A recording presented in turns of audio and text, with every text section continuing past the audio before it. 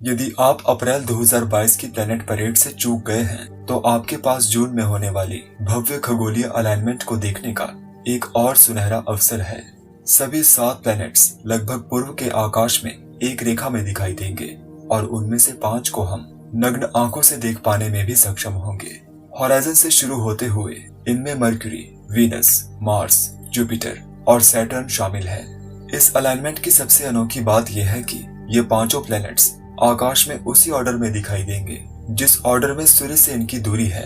ग्रहों का यह सुव्यवस्थित अलाइनमेंट 18 साल बाद हो रहा है। यह अलाइनमेंट आखिरी बार दिसंबर 2004 में आकाश में दिखाई दिया था।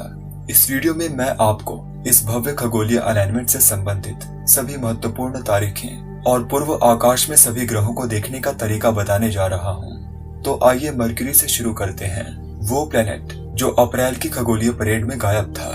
सोलर सिस्टम का सबसे नन्हा प्लेनेट सूर्य के निकट होने के कारण जून के पहले 10 दिनों में इसे ऑब्जर्व करना चुनौतीपूर्ण रहा। हालांकि मरक्यूरी 17 जून को पश्चिम में अपने सबसे बड़े विस्तार तक पहुंच जाएगा, इसलिए ये 15 जून के बाद पूर्वी आकाश में ठीक से दिखाई देगा। अगला है वीनस, जो सुबह के आकाश में राज करता है। सुबह की संध्या में खो जाने से पहले वीनस पूर्व में दिखाई देने वाला सबसे चमकीला धब्बा है।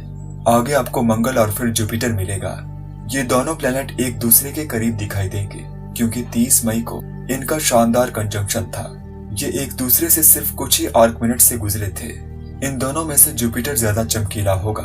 दरअसल वीनस के बाद ये गैस का विशालकाय प्लेनेट सुबह पूर्व आकाश में प्रकाश का सबसे चमकीला धब्बा होगा।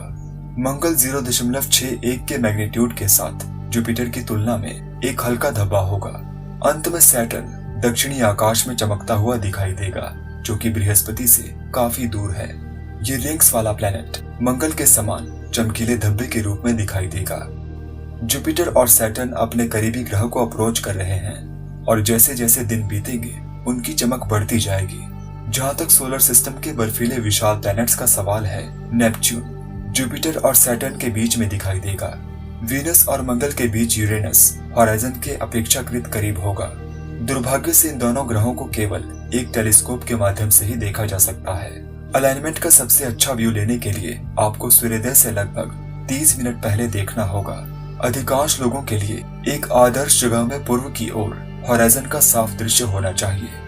हालांकि भव्य खगोलीय अलाइनमेंट महीने के दूसरे भाग में दिखाई देगा।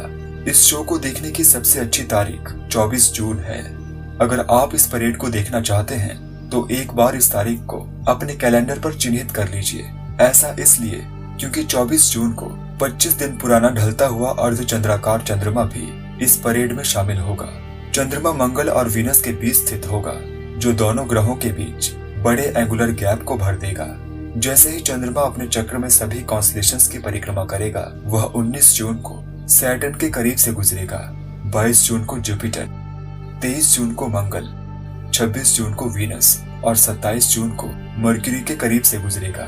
जैसे ही चंद्रमा इन 5 प्लैनेट्स के करीब से गुजरेगा, वह 25 जून को अस्थायी रूप से प्लैनेट को ढकते हुए यूरेनस के सामने से गुजरेगा। हालांकि यूरेनस का चंद्र ग्रहण दुनिया के एक छोटे से हिस्से से केवल एक टेलीस्कोप से ही देखा जा सकेगा। यदि आपको अपने पहले प्रयास में मरक्यूरी नहीं दिखाई देता है तो निराश मत होइएगा। इस छोटे से प्लैनेट का पता लगाना सबसे कठिन है, विशेष रूप से उत्तरी गोलार्ध में साल के इस समय के दौरान जब रातें बहुत छोटी होती हैं। इस भव्य खगोलीय अलाइनमेंट के अलावा जून 2022 में कुछ खास नहीं होगा। कोई धूमकेतु नहीं आएगा, कोई उल्का वर्षा नहीं होगी और न ही कोई ग्रहण है। लेकिन 14 जून को साल का पहला सुपर मून देखना मत भूलिएगा, जिसे सुपर स्ट्रॉबेरी मून के नाम से जाना जाता है।